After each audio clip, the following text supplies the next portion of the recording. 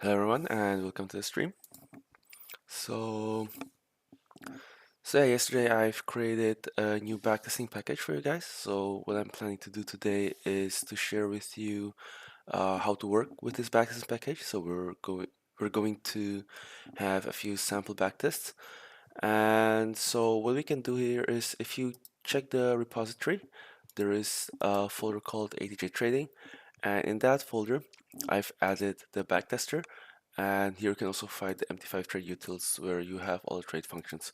But for today, what we're interested in is the backtester, and in the backtester you will find all the classes and functions that are going to be used in the backtest. So I'm going to explain step by step how to work with this. And so for today, um, we will be backtesting various strategies using this package.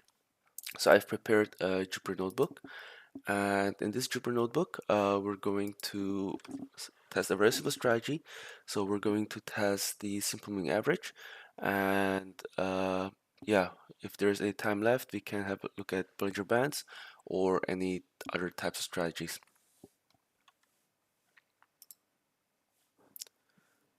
Great, so give me a second, please.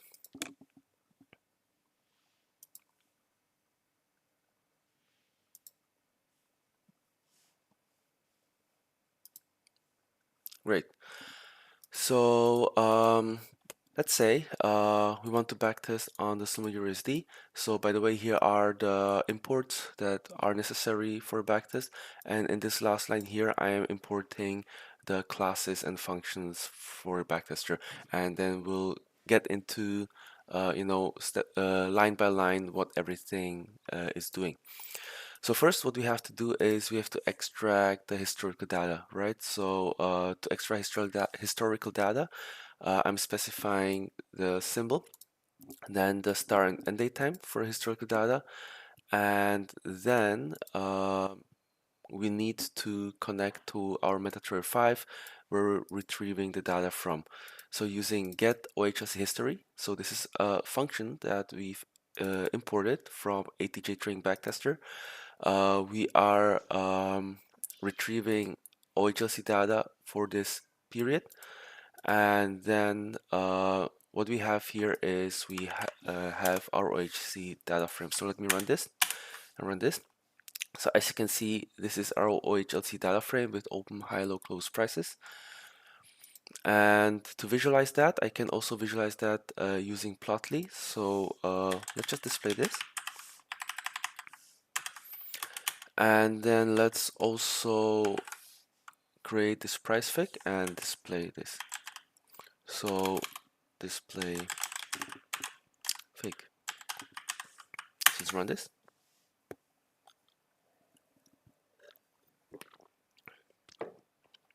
So as you can see, here is our price fig. By the way, I have one mistake in the title. So this is actually not backtest trades. It's my function here in get price fig, and it's here. And oh yeah, so the title here shouldn't backtest trades. It should just be historical price data. So I'm gonna update that very quick. So what I'm going to do is, now that I've updated the file, let me just reset my notebook and let's try to import everything again. Right, so now you can see this is historical price data. Alright, so this is historical price data, and as I mentioned, we want to backtest the simple moving average.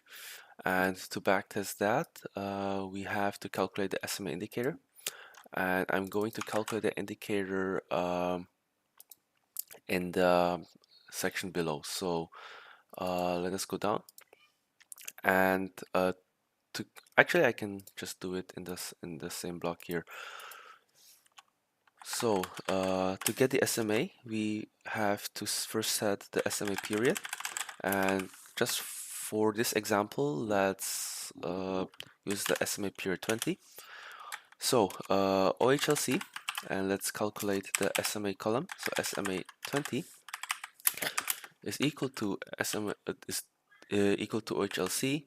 Let's just use the current open prices, and using the rolling method, we just take the last 20 candles and we calculate the average. So if I run this again, right, what I've created is the SMA column here. And this is something that's very interesting, or might be very interesting to you guys, is that in this create price fig function that creates this OHLC chart, you can also visualize indicators, right? So if I specify indicators is equal to SMA 20, and what's referring to is the SMA 20 column here that we've calculated. What it does is it will create the SMA indicator on this OHLC chart. So that should be very interesting to you guys, and it works with anything that you specify in this data frame. So for example, if I want to create SMA 100, right? SMA 100. So I'm going to use rolling 100 in this case, and I'm going to here add the indicators SMA 100. So what we have here is we've also added another indicator, right? That is the simple moving average with the period 100. And so yeah, so that was just a quick showcase of what create price fig does. It takes your OHLC data frame, it visualizes the candles, and is also able to display the indicators that you calculate yourself. So let's just proceed with SMA 20. And this is all we need to start the backtest, right?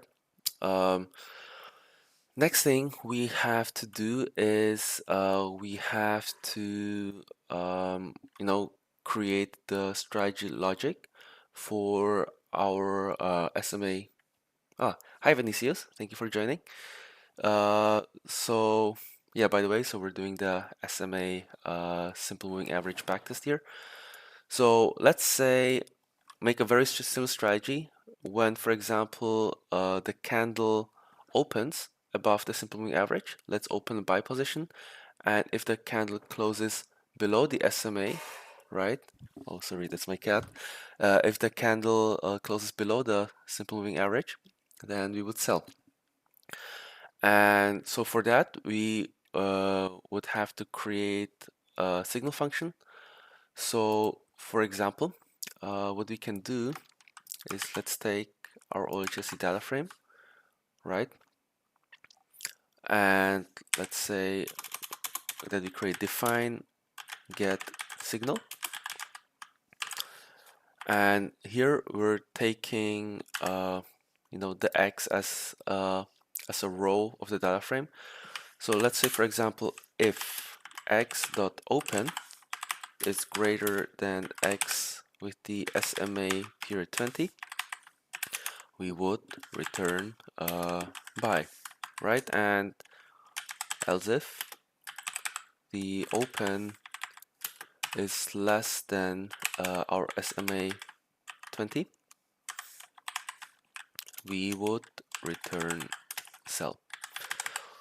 And now we just have to compute a column with the signal function. So let's say OHLC signal is equal to OHLC, and then we're applying the function that we've just created. So apply get signal. And here we have to specify axis is equal to 1. So what axis equal to 1 does is when we're applying a function on a data frame, axis 1 tells us that we are applying it by row, right? So it's like horizontally, we're taking all the values in a row and we are plugging the values in there. So now when we check the data frame, oh, I'm sorry, I have a typo here, so it should be SMA 20. So what we have here is we create a signal function, and here we see, right? So when we're above the SMA, we're buying, and we're below the SMA, we are selling. So now that we've computed the signal function, we can now go to this section here. So this section will specify the trading logic, right? So what we have here is an on bar function. So we are basically checking uh, like every candle if the uh, logic, uh, if you should buy or sell. And so what we're checking first is check if we have any open trades, right? So this onBar function takes the data as the input. So data you can think of as all the data that is available in a single row here. And then we have trades, which is actually the trades within our backtester. So we can check if our backtester has any open or closed trades, or check their status, open price, and so on. And then we have our orders class that is actually able to open or close or modify trades, right? So for example, for my SMA backtest, I want to open a trade if there are no open trades, right? So if there are no open trades and that our signal is buy. So if this condition is true, then we will open a trade. And here is the same condition for sell, right? So if our signal is sell and we have no open positions, then please open a sell order. And here the backtester works very simple, right? So we just need to specify orders.openTrade, specify symbol, the volume, and then the order type. And for the exit signal, right? So for the exit signal, we can use similar logic, right? So in this case, we can create an exit signal, but for this case, when buy switches to sell, the sell is actually our exit signal for buy positions, right? So I can actually just treat the entry and exit signal to be same. So let's say if we have any trade that is open and that trade is a buy order, so if we get a sell signal, we should close that trade. And the same applies for sell orders, right? So if we have any open trade that is a sell and a buy signal comes, we should close that trade as well. And here, this line, what it does is, so trade is equal to open trades.ilog 0. So we're just taking the first open trade, and because we know that we only have one trade open at any point in time, so this trade would be the only trade that is available to us. So we will run this. And let me just copy a few settings from my sample backtest. You can also find a sample backtest in my backtester class. And I'm just going to copy some initial settings for my backtest. So this, I'm just going to copy in here. So here, this is how you actually run the backtest, right? So let's say we have an account with a starting balance 10,000 euro. And because we're trading on the Euro USD, right? Let's just say we have a USD account, so we don't need to do any exchange rate conversions, because any profits on Euro USD are basically in US dollars. And so we set the exchange rate to 1. And let's say that we also set the commission to let's say $7 per lot. And one thing I forgot is that because we're trading on Euro USD, right, we have to specify the volume, right? The volume for our trade. So the volume that we want to trade, so this is our logic, is 100,000 units, which would be 1 lot on Euro USD. So let's just specify the volume here. And let's run this, and hopefully this should be working. So let me just run the backtest and let's see what happens.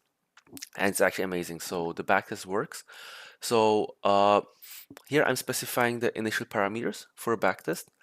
And so here I am initializing the backtesting class. So this backtester is the class that I've imported from atjtrading.backtester.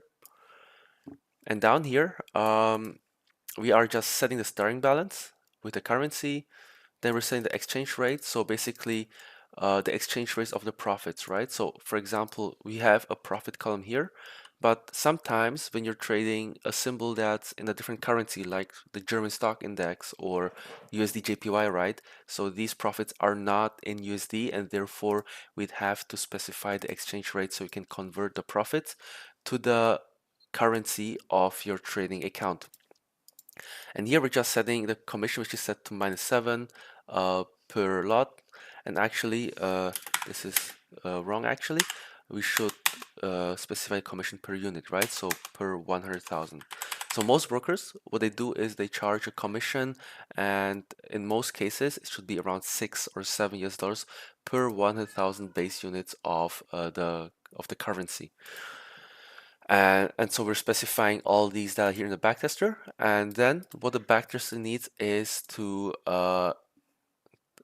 work with some historical data, right? So this OHLC data frame is the data frame that I have created here.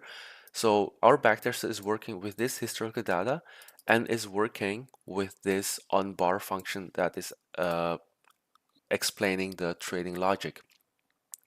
So when we now, I've already run the backtest. So when we run this entire backtest, this part here, bt.trades, will show you the trades that have been generated by the backtester, right? So here in total, we have opened 33 trades. And so here we see buy, sell, sell, buy, and let's visualize the backtest and see what the trades look like on the historical price chart. And what I have here is I'm just copying some functions from the sample backtest, so you can do that too, or create a template for yourself. So here, first, we are creating P&L chart. So this P&L chart is just visualizing the profits that were generated during the backtest. And here we have a profit of $1,016. And the next thing that I'm going to copy from my backtest, and I think that's a very, very strong tool, is to visualize the trades on the historical price chart. And so we just use bt.visualize backtest. We're inputting the OHLC data, and here we can also specify which indicator we want to visualize, right? So it's SMA 20.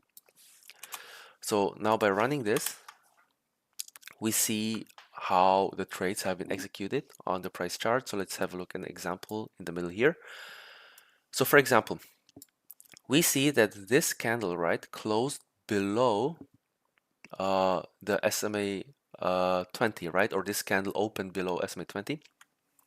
And as a result, we closed a sell order. This candle here opened above SMA 20, and as a result, we opened a buy order.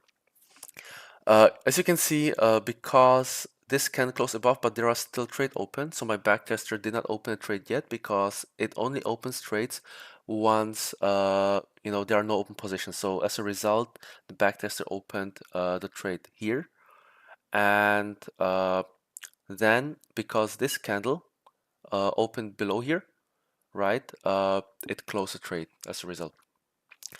So we can look through trades as we want, and this is a good tool to actually confirm if the trading strategy is trading according to your logic. So for example, if we wanted to open a trade that opens here as well, we could for example specify that maybe we don't want to check only open trades, but only check, for example, if there are no buy orders or no sell orders. And maybe when we have more time later, I could show you, but I think what would be good now is also show you some other strategies. So let me just finish maybe one last thing. I also created some evaluate backtest. So what this function does is it just takes your trades and it does a very rough analysis. So this I have not completed yet. I'm planning to complete that maybe by the end of next week. So I think there are still a lot of optimizations I can make for backtester, but I think this is a very good starting point where you can actually start doing your own backtests. So by I have to import that. So let's evaluate the backtest. So I'm going to import that from the backtester. And let's run this function. All right, so here we have the evaluation of our backtest.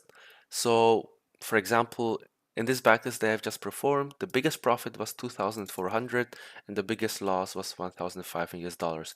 Again, here are the trades displayed.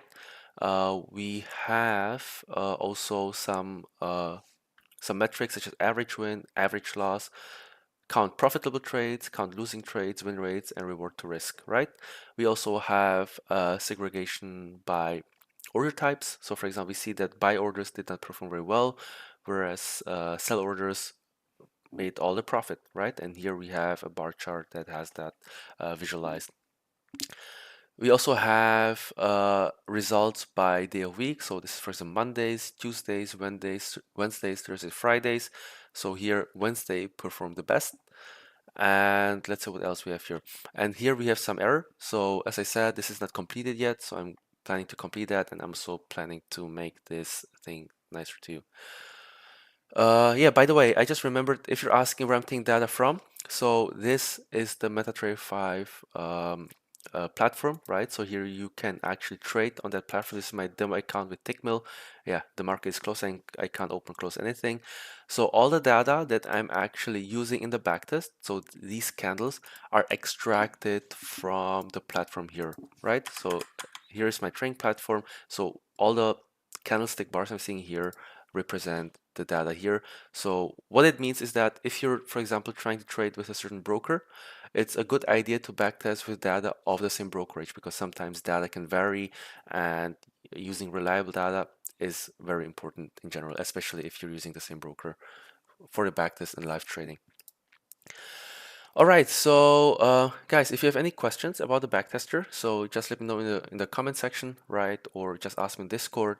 Uh, if you want to use this backtester, you can find the backtester on my GitHub, right? So just go to the README file here. I'm going to add in the chat a link. So here, this is my GitHub repository. I'm adding that into the chat. Feel free to click on it. So those of you who haven't tried yet, please try that. And you can always watch my stream, right, where I'm explaining the details of, how to use that backtester. Okay, so now I think I finished the backtest on the simple moving average, and let's try to the Bollinger Bands. And maybe if we have time, I think, I'm just talking about SMA and Bollinger Bands because it's actually the easiest indicator to code. But later we can actually jump into, for example, breakouts, right? Try to look at session highs, session lows, highs, lows, and other indicators. Maybe check some candlestick patterns or price action.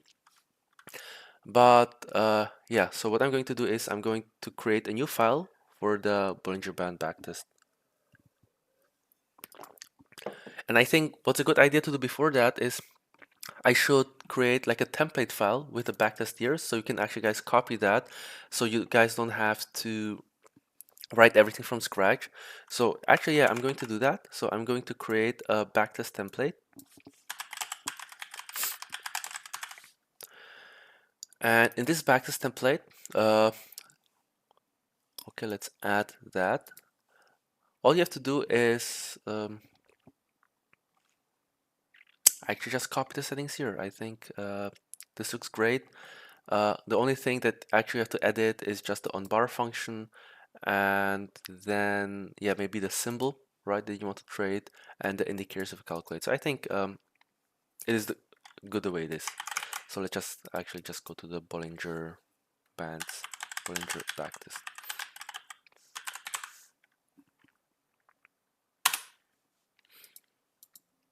Okay.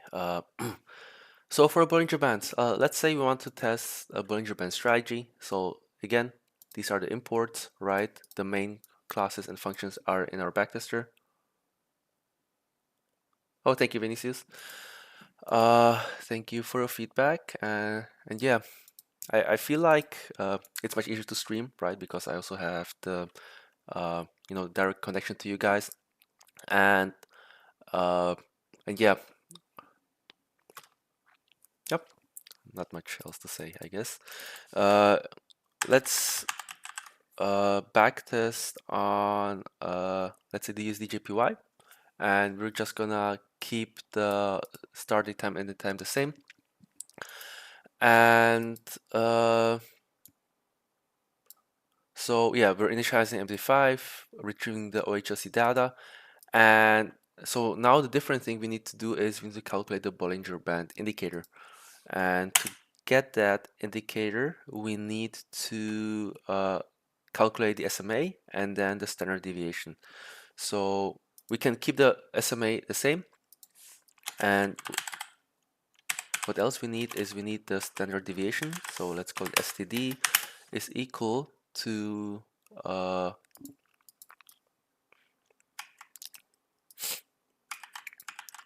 the open rolling, and then we get STD, and then the upper band and lower band is basically let me just quickly. So the upper band indicator is just taking our simple moving average. I'm gonna visualize that for you guys in a second, so it will be very clear. Here we have the number of standard deviations. So usually I use 2 for a backtest. I'll actually use 1.5. 1.5 might be okay as well. And here we just take a lower band and we do -1. So again, I mentioned that this create price fig is a very strong tool to visualize your indicators, right? So what we can do, for example, is we can use SMA 20, we can visualize the upper band, we can visualize the lower band. And so if we run that, hopefully a price chart will appear. All right, I have to actually run the imports because this is a new file. And here we can see USD JPY. So USD JPY has been trending a lot lately, right? And then for the past few days and weeks, actually, we had a very sharp drop in USD JPY. And so I would assume that reversion strategies would not work very well, but let's just go back to the indicators because we just mainly want to visualize them. The blue line is the SMA. The upper band is this red line here, and the green line is the lower band. So these are the Bollinger bands that we've calculated. And let's backtest a very simple strategy logic. So whenever a candle opens below our band, let's buy. And whenever a candle opens above our upper band, let's sell, right? And to backtest this, it's again very simple. We need to compute a signal function, right? So it's a signal. So if open is greater than our upper band, right? So we can use the indicators we calculated. And that's a strong point, guys, right? You have all the flexibility to calculate any indicator you want. And all we have to do is just, okay, open, greater than upper band, and then we can just sell. And if open is less than the lower band, you can buy. So to compute a signal, right, we're just applying the signal function, and now we're computing the signal function here. And so yeah, here we see that with some buy or sell signals. And on USD JPY, right, I think this is a good example where I can show you how to work with other currencies. So the profits on the yen is in the Japanese yen, right? And we have a USD account. So what we're going to do is we're going to trade 100,000 lots on the USD JPY. And here's the logic. So of course, we want to make sure that no trade is open. So we're going to use the same logic. We only open trades if no trades are open, right? And if the signal is buy, we just buy. And if the signal is sell, we just sell. So basically, we didn't need to do anything, right? Because we just computed a signal function here, and our on bar function took care of everything else, right? When the strategies become more advanced, you'll have to work a bit more, right? But it comes with experience, and then you learn to work with classes anyways.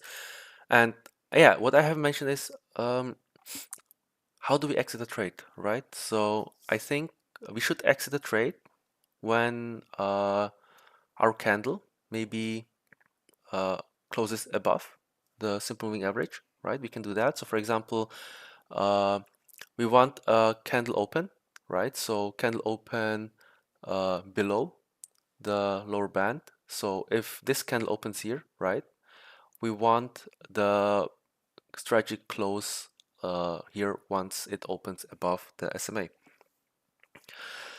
And so to do that, we need to compute a exit function, right? So define get exit signal. And to exit, we need to check if the open is above the simple moving average. So if the signal, so if the exit signal, and I specify buy and sell, but I can, for example, write something like close by positions. Yeah, this is up to you. This is very flexible. I'm just writing that so you guys can understand better what I'm doing here. And so if the open of the candle is below the SMA, let's close sell position, right? Close sell position. And so to compute the exit signal, let's just call this column exit signal, right? We're applying this function. We run this, and see that? So here, this is a signal to close buy positions or close sell positions. And we can implement that logic here. So now what we can do is we can just check. So if we have any, again, so this block here checks if there's any position open. And if the open position is a buy order, we have to check if we want to close buy positions, right? So the exit signal here, if we have this value, so if our exit signal is close buy positions, we close the trade. So again, if we have any sell positions open, so we just have to check if there's any exit signal there. So if we have a sell position open and our signal is please close sell positions, close that trade. And so this is it for logic for Bollinger Bands. So we can run this, and now this function is ready. And now the thing about the exchange rate, right, is that all the profits that we generate here will be in Japanese yen. And currently USD JPY is trading at, and it's quite low now, 147. My backtester has been simplified in a way where we are just taking static exchange rates, right? So the exchange rate would be the same throughout the backtest. But for example, in March 23, it was at 135. And then in July this year, it was at 161. So it's actually not a perfect backtest at this moment, but I wanted to make a very simple one so we can at least get started. And so for exchange rate, let's just say that we just divide the profits, divide by 150, for example, right? So this is just a rough estimate. So we're converting the yen profits of our backtest to USD. So we can run this backtest. And here we see that we have 11 trades generated on the USD JPY. Here, this is our backtest result. And if we check our P&L chart down here, we see that we are in a loss. And I think that's pretty obvious because if you see the chart, it's a very trending chart. And usually mean reversion strategies, they perform much worse on mean reversion trending markets do not work well with mean reversion strategies, and so we are in loss. But let's just have a look at the trades, right? So I'm saying it over and over again, but look, guys, the fact they can just visualize the backtest, right? They can just call visualize backtest, add the historical data, and then here plug in the indicators and press run. Here we see how it actually works. So here we have the Bollinger Bands. Here we see that price opened above our upper band, and we closed the trade once the price closed below this SMA here. So this candle here, as you can see, our strategy works with opens only. So here we opened here, and just let me check. I wonder if the strategy should have closed here and not here. But let me just review the strategy logic later. Let me look at other examples. So here we opened below and we opened a buy position. We see that this candle closed above the SMA, and then we close the trade here at the next open. Same here. So this barely crossed above, but it seems that the open of this candle is above. Yeah, that's right. And let me reset that. I think I got lost. So I assume the strategy is working. I'm just a bit confused whether I have made an error in there. Okay, I think I want to reset that, and I forgot how to do that. Let me just run this again. So yeah, so this candle opens below, it opens a buy position, and this candle opens above the SMA. Yeah, it's working, guys. So sorry for the confusion. So this is the Bollinger Backtest. Here we have some general evaluation of the backtest, and so biggest profit is 1,900, biggest loss $7,000 US. It's a very big tragedy, and I wonder if the currencies are correct. Yes, they are correct. So 7,000 loss, average win 1,700, 2,600. I think this is not important for a backtest. You guys know, that it's able to evaluate. So once we jump into serious strategies, right? So we want to trade serious strategies. We will have a look at these things, and then we can evaluate if the strategy is worth it or not. Oh, hey, Philip. Nice to see you. Great. So, guys, any questions to Bollinger Band's backtest? I'm gonna commit that to my GitHub repository, and you guys can have a look at it and do with it what you want.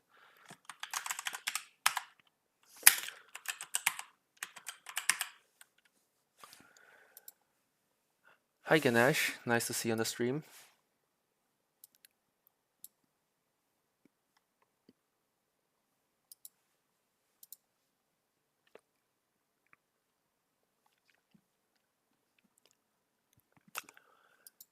Great. So, I guess what we can do now is I can try to create a trading strategy on the go, maybe show you something about my trading style, see if it performs well or long term. Or I could just show you, some common winning strategies. I think that's actually good. So you know what? Let's do a simple buy and hold strategy, right? So you guys know, buy the S&P 500, hold it for 10 years, and you'll be in profit. And the question is, does it work, right? Does that strategy work? And we can actually test that, right? So the fact that we can test strategies gives us more confidence that they're going to perform in the future. And let's say we do buy and hold, right? Oh, I actually don't need to do that. What we can do instead is we can just copy our template and we call it buy and hold SP500. So I think this would be the last backtest for the stream. So for the S&P 500, we will extract the data for the S&P 500. And on Tickmill, I think the symbol name is US 500. So let's extract data from the US 500. I'm not sure how much historical data they have, but I'll try to extract from 2015 and see if I get anything, right? Of course, I don't have this indicator calculated right now, and I have to also import the strategies. Thank you, Ganesh, for a nice comment.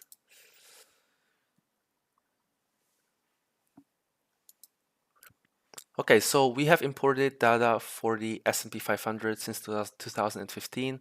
Let me try, have some more data set. I'm not sure. Sometimes brokers, they don't have that much data, so you'd have to extract from other sources. But here we see that we have data since 2013, which is actually great. Okay, so now I have a lot of data imported in my PC, so my PC might be frying. Actually, what I should do is I should close the other notebooks because they might eat up a bit of RAM. Let me actually reset my entire notebook. Sometimes when you work with PyCharm Jupyter, your PC can get very slow, but a simple restart should fix everything. Hi, Legit. Will you share the code post video? Yes. So all my live streams, I'm going to share on my YouTube channel, so you can just watch them later. So if you guys, want to watch anything later, you can watch my stream. Actually, I can show you my channel on YouTube, so you can look for yourself.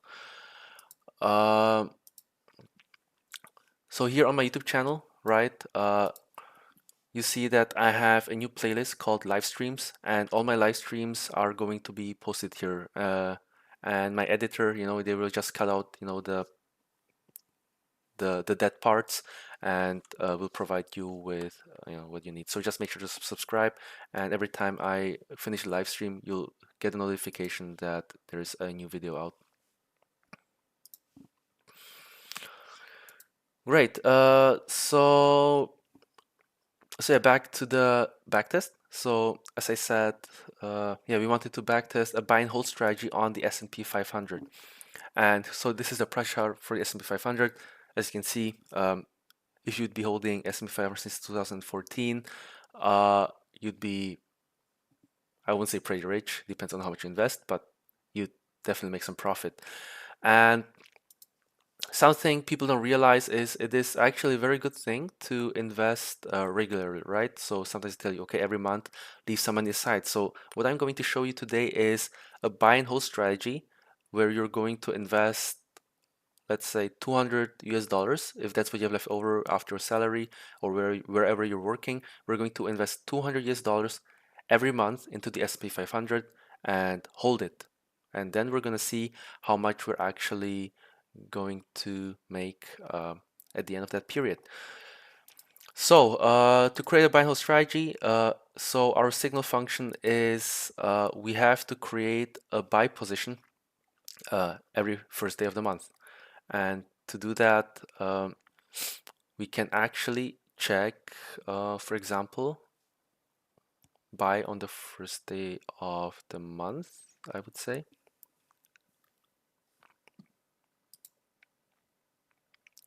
Vinicius, can I suggest any strategy to see how it is to be a risk author? Sure. Just send a strategy. You can send Discord or you can just send it here, and we can test it with the backtester, of course.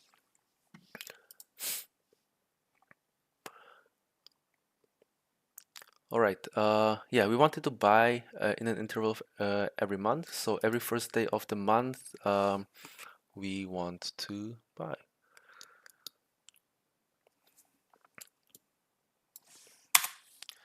So to create a signal function, now guys, let me think how to do it the most efficient way. Great. Yeah, amazing. Send it at the end of the stream. I assume you have my Discord, right? So you can just send it in the chat there. Or I also have an email address, right? So you can also send it to trading@atjtraders.com. So send where you want. I'll check it later and I'll let you know.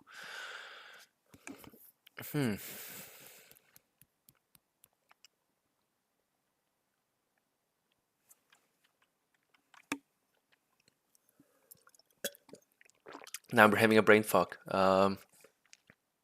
No pressure, guys. I'm having pure pressure. Right,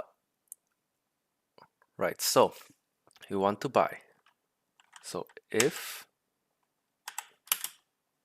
x.time, yeah, we're working with time,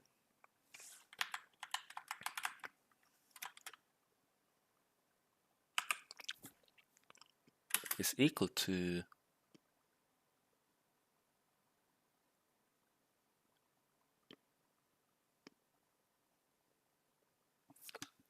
Guys, this is the moment where Stack Overflow should save me, because I just woke up like 2 hours ago and the first day of every month.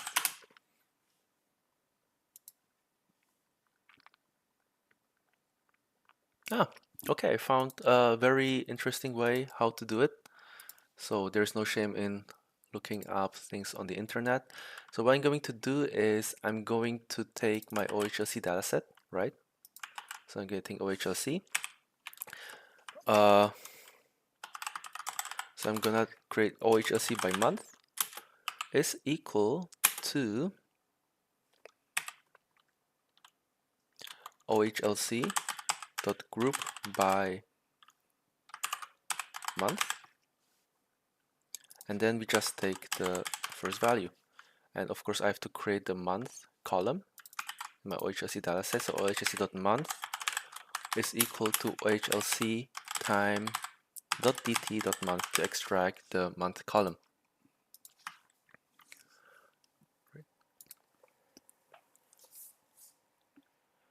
Great, guys. So if you have any strategies that you want to backtest, or I can even code a training bot, I can put it in demo or even live if I like the strategy, right? If it's a good strategy, send it to my email actually, right? I'll read through the things. Please add as many details you can. If I have any questions, I will ask you the question, and then in my next stream we can backtest a strategy. And if the results are good, right? So if we make any profits on the backtest, I'd be more than happy, to create a training bot, trade on demo, and then if the forward testing is great, we can trade on live, right? So do not be shy. Even if the training bot or strategy is not perfect, we can always optimize it. And I think the idea is what always counts. And I'll be very happy, to see your ideas and so on and so on. And of course, if the strategy is good, we can just create a private chat group, right? And we can just, keep the strategy for ourselves. That's completely up to us. So we also have like a private Discord, group chat where we can, for example, keep these strategies for ourselves. So it would be kind of shame to work on something and someone else would steal it from us, right? But yeah, this is something maybe long in the future that we can discuss once we have that.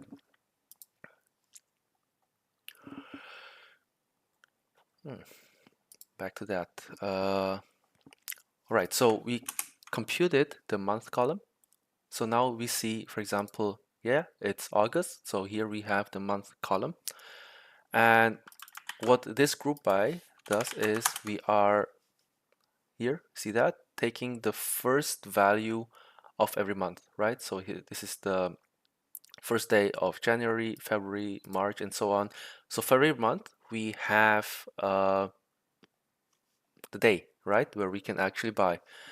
And so what we are going to do now is we are going to take the time column, right, and save it into a list.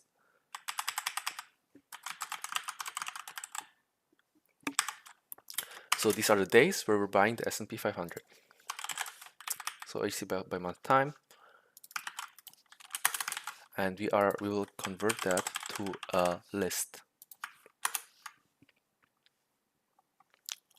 Okay, see that? So here, these are timestamps where we want to invest into the S&P 500. So on these days, we are going to, just buy it and hold it.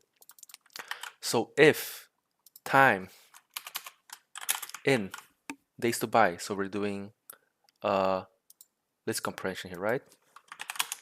Return by. I assume this is not the perfect way to code it, but I just want to get done with so you guys can see the results. Not everything in coding is about perfection, it's about making it work. That's what I say all the time.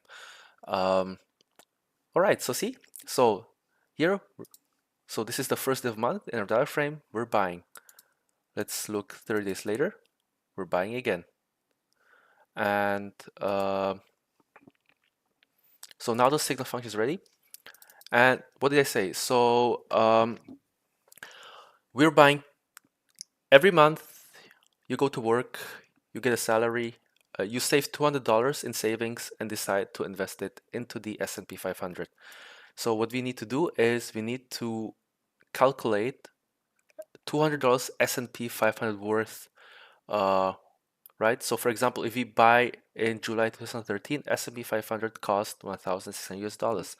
So to get 200, you need about 1 divided by 8 S&P contracts.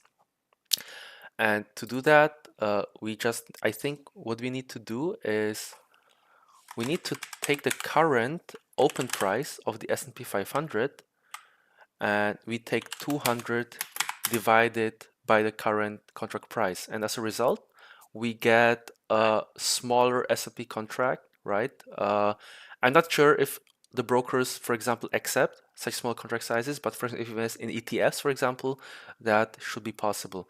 So this way we calculate the amount of contracts that would always amount to $200 at that point in time. So we have no exit strategy, we just buy and hold.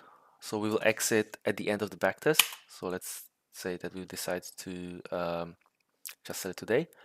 So if data signal is equal to buy, and I don't care how many open trades we have, we just buy whenever our signals tells us to buy, which is every month. We just buy, and then we hope. Okay. Okay, in this case, we're just investing, right? So starting balance doesn't make any sense here.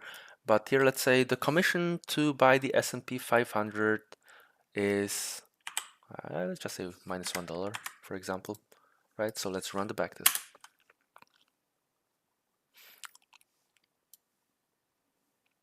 This is strange because we only opened 12 trades.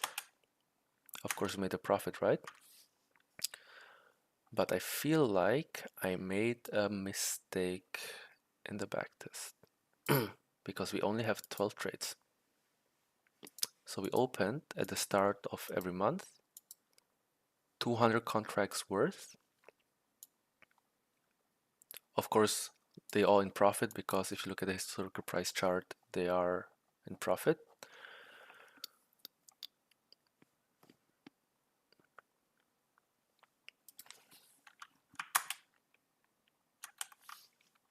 But it seems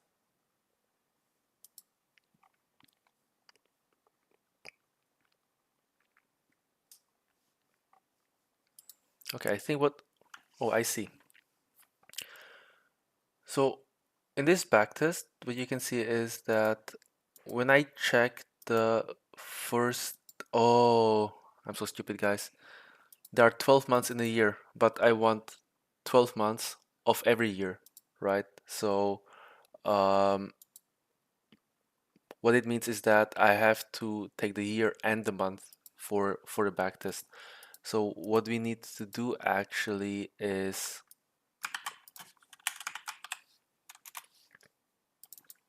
we also need to compute the year, and then we group by the year and the month. So it just took the first 12 months for the backtest, but we want it through the entire period. So now, if I check this, we have many more months to invest, right? So here we have our signal, right? Now we have 3,100 rows, and I hope we have many more months to invest. And so here, let's run this on bar function. Let's run the backtest. And we see that we've opened 145 trades for the S&P 500 investment.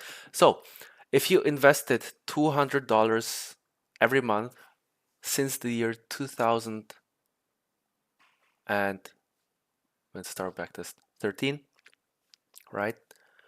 You would have made about 31,000 in profits, right? And here we check the backtest fix. Oh, and right, I don't have this indicator.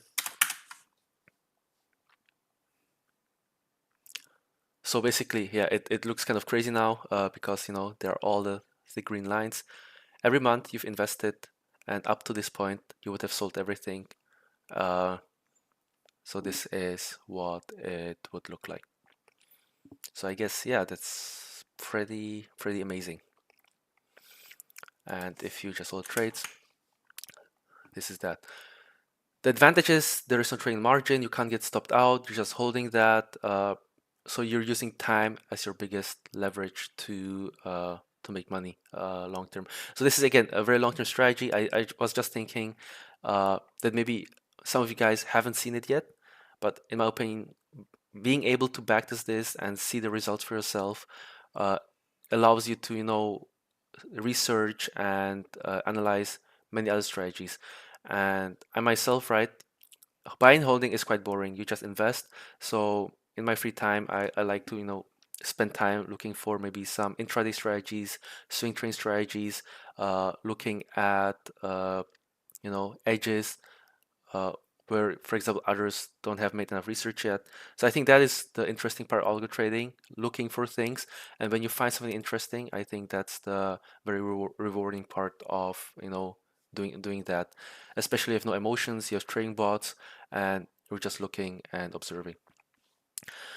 Okay, great guys. So I think this is it for the backtest today. So we went through 3 strategies, and I think for next session, I postponed a strategy from one of my subscriber. It's in content plan 2. I wanted to code a 3-minute breakout strategy for my subscriber Otto.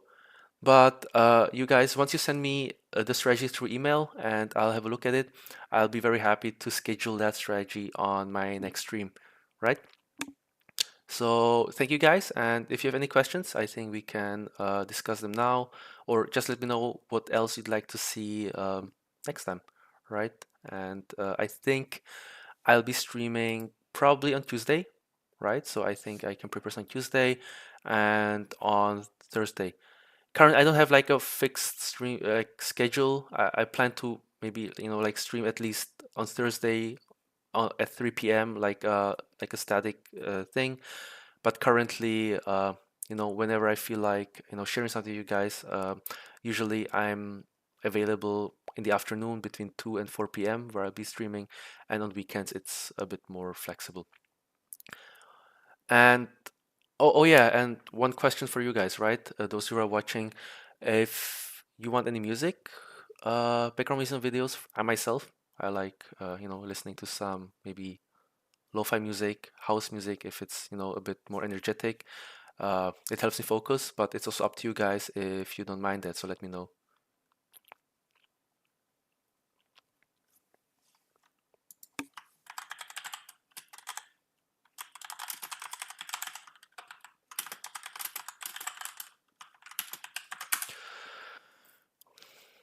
All right.